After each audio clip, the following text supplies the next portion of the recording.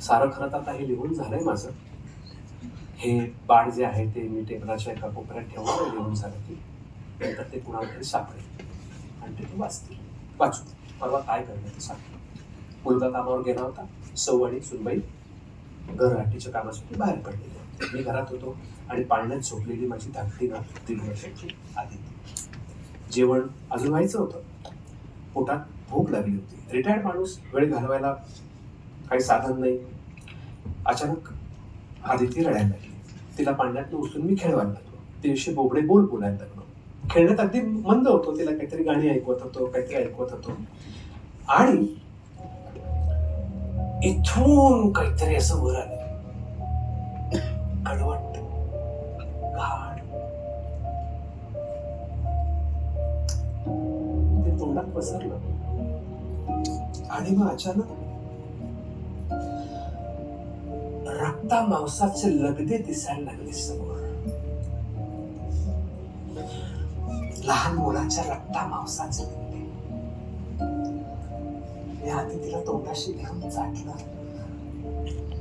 खरंच सांगतो भाऊ, वासनेचा लवलेशही नव्हता त्याच्यामध्ये. मला भूक लागली होती रक्ताची, मांसाची. दात करकरायला लागले माझे.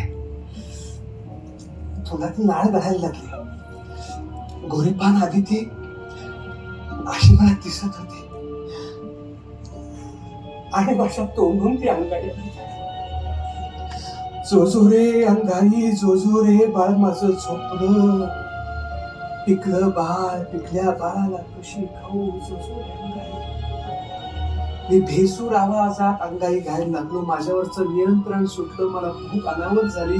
मी आधी तिला घेतला आणि तिच्या मानेचा लचका तोडणार एवढ्यात बेल वाजली.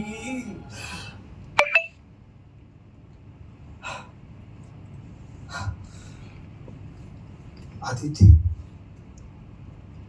आदिती, बाबा काय झालं? आदिती काय रडतेय? चप्पल काढ, सुनबाई मला म्हणाली. आणि गळ्यात जे आलं होतं तोंडात, sir sir sir sir sir sir sir sir करत खाली पडत गेली तशी. कोणाला कळायचा प्रश्न नव्हता. मी कुणाशीच काही बोललो नाही. रात्र अक्षरशः तळमळीत काढली. सगळं आठवलं. अनुबाबांचे शेवटचे शब्द, पत्तरड्या अशी सोडणार नाही मी.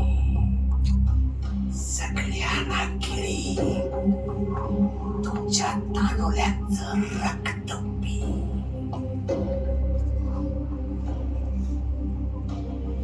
म्हणजे मी, हो